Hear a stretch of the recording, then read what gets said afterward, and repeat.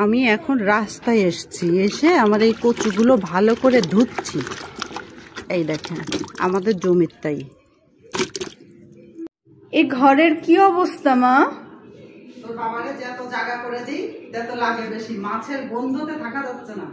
মাছের গন্ধ মানে দেখ, মাছের খাবার এনে এনে ধুয়ে দিয়েছে শুটকি, হ্যাঁ দিয়ে সে এত ইয়ে। আর কালকে আমি রাতের বেলা ঢুকেছি, আমার কাছে কি কচু কয়টা বাঁচতি, তখন আমি আইছি কচু বাঁচার জন্য। আসে তো তোর বাবার কি বাঁচবো কোনো আগা মাথা কিছু পেলাম না। তোর বাবাকে ফোন করলাম, তো তোর বাবা ফোন কেটে দিল। তারপরে যখন আসলো তখন বলছে যে ই করতে হবে, এই কচু কি বাঁচবো। তোর বাবা বললো যে বাঁচতে হবে না, আমরা যাও। আর আমি হচ্ছে কি চলে গেলাম তখন। কিন্তু কি বাঁচতে হবে আসলে বললো না, খুব গন্ধ লাগতেছে বলমি পাচ্ছি, সেই জন্য নাশা হচ্ছে কি এই ঘরের ভিতর হচ্ছে কি চলে আসতেছে। হ্যাঁ, তা নিস্তারা ভাড়াটা দিয়ে দিলি, আমার এই সবকিছু উপরে নিয়ে গেলে ঝামেলাটা যাবে।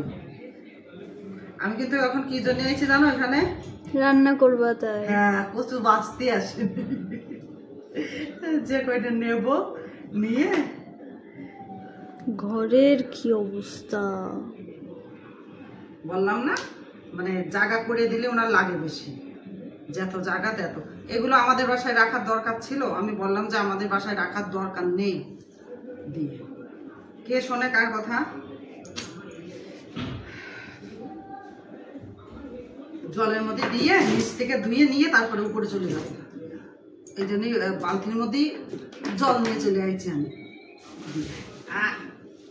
এই জন্যই তো পচা গন্ধ। এটা কিসের পলিথিন? মাছের মনে হয়। তুই বের করেছিস? তুই বের করেছিস? আর আমি তোমার বাবার দোষ দিচ্ছি। আরো চিন্তা করো তো, ধরবি এই পলিথিন কাটাই আইরো পাশে ফেলাই দিবি।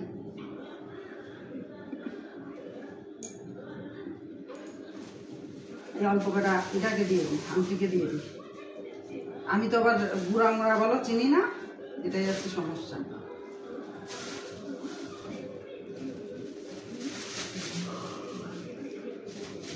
এই লিলিটা দিয়ে এই কটা হচ্ছে গিয়ে আংটিতে দিয়ে দিস। কাটে তুমি দিও।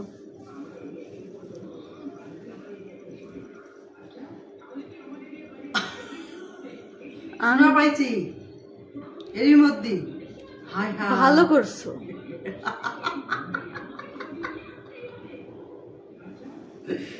শোনা পালাম সত্যি, কচুর মধ্যে ডপাস করে পড়ে গেছে হাতের দিয়ে। বুকা দিলাম কিন্তু হাতের দিয়ে পড়ে গেছে, নয়তো শোনা কি করে পাবার এর মধ্যে আমি।